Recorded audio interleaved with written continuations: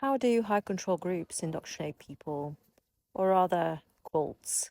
So, what is a high control group or a cult? It's defined less by what it believes and more by how it controls its members. Yes, it's all about control.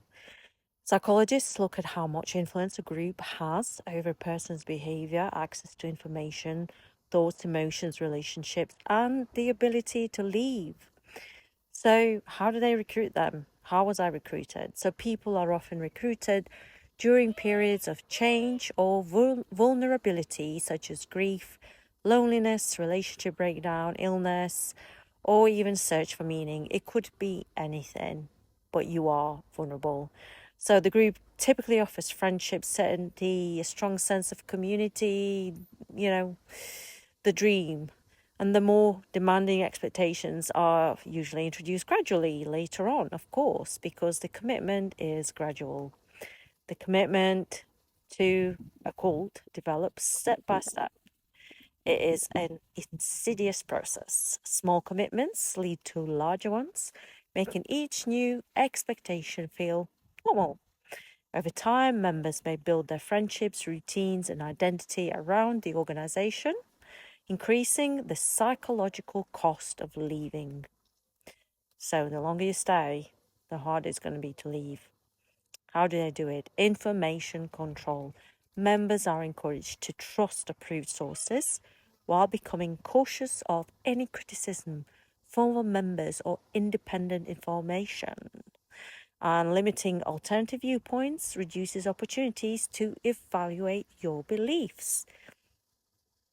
It's behavior control.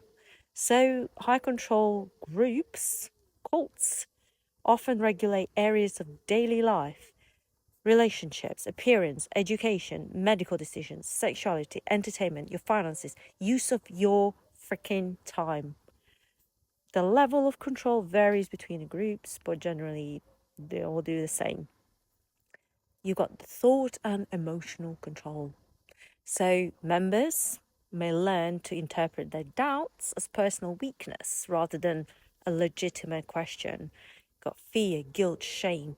It reinforces conformity and discourages any kind of disagreement or independent thinking.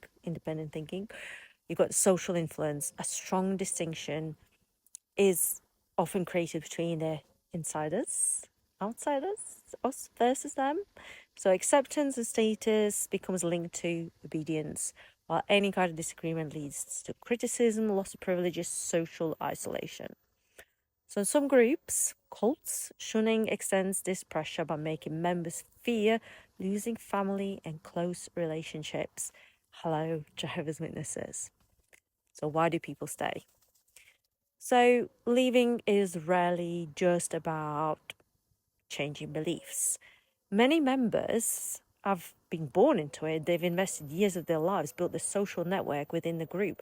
Their identity is completely tied to it. The fear of losing relationships, community, purpose can make leaving extremely difficult.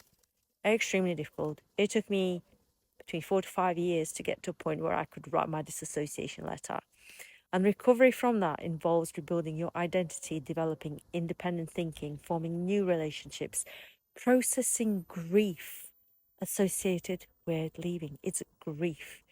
The process is different for everyone, and it doesn't usually happen overnight. I'm sorry, it doesn't. It takes a while to process. It's a trauma. PTSD. So there's several recognized psychological frameworks that help to explain these dynamics. Some of them more heard of than others, such as Stephen Hassan's BITE model, which examines behavior, information, thought, emotional control. You've got Robert J. Lifton's 8 criteria for thought reform, describing common features of ideological control. There's Yanya Latik's concept of bounded choice, where people think they make a free decision in a highly restrictive environment. So these models are actually widely used by researchers to understand coercive influence across many of these different high control groups.